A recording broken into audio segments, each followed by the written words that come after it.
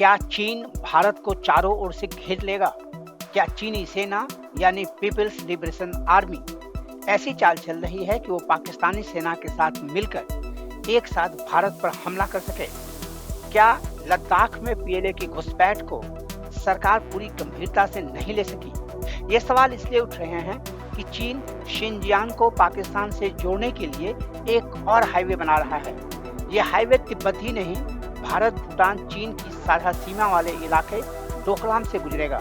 इतना ही नहीं, ये सड़क लाइन ऑफ एक्चुअल कंट्रोल यानी वास्तविक सीमा रेखा का भी उल्लंघन करेगी। हांगकांग से छपने वाले अखबार साउथ चाइना मॉर्निंग पोस्ट ने एक लेख में इसकी विस्तृत जानकारी देते हुए कहा है कि नया हाईवे G219 की तुलना में वास्तविक नियंत्रण रेखा यानी LAC से कहीं अधिक निकट से गुजरेगा। हालांकि फिलहाल इस सड़क पर काम शुरू नहीं हुआ है, प्रस्तावित हाईवे का नक्शा पास नहीं किया गया है। ये अभी पीएलए की रणनीतिक योजना का हिस्सा भर है, लेकिन इस योजना से जुड़ी जो रिपोर्ट सामने आई है उसके मुताबिक ये हाईवे अक्साई चीन को पार करते हुए गुजरेगा। बता दें कि अक्साई चीन वो इलाका है जिस पर कभी भारत का नियंत्रण हुआ करता था, लेकिन चीन ने 1962 के युद्ध में भारत से उसे छीन लिया। भारत ने अक्साई चीन पर चीनी नियंत्रण को कभी स्वीकार नहीं किया और उसे अपना अभिन्न अंग बताता रहा है। हाईवे पूरा हो जाने के बाद डेप्सांग, गलवान और हॉट स्प्रिंग जैसे विवादित क्षेत्रों के पास से चीनी सेना गुजर सकेगी।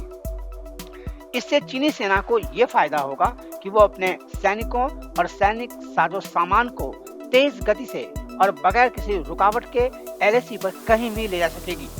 वो चाहे तो इन चीजों को बिल्कुल भारतीय सेना की मौजूदगी से कुछ किलोमीटर दूर पर उतार दे। ये भारतीय सेना के लिए खतरनाक स्थिति होगी। ये सड़क पाकिस्तान तक जाएगी। इस सड़क के बन जाने से शिनजियांग से तिब्बत होते हुए पाकिस्तान तक कभी भी कहीं भी जाया जा सकता है।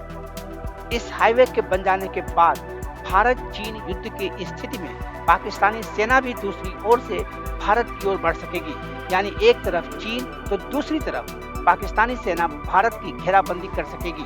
ऐसी स्थिति में भारतीय सेना दो ओर से घिर जाएगी। उसकी सप्लाई लाइन को काटा जा सकेगा और उसे निरुपाय बनाया जा सकेगा। दरअसल चीन की रणनीति यही है। हालांकि चीन ये कह सकता है कि ये सड़क व्यावसायिक कारणों से बनाई जाएगी, तिब्बत और अक्साई चीन जैसे इलाकों के आर्थिक विकास के लिए होगी, लेकिन उसके सैनिक व रणनीतिक महत्व नकारा नहीं जा सकता है। सवाल यह है कि भारत क्या करेगा? क्या वो चीन से बातचीत कर उसे ऐसा न करने पर राजी कर लेगा?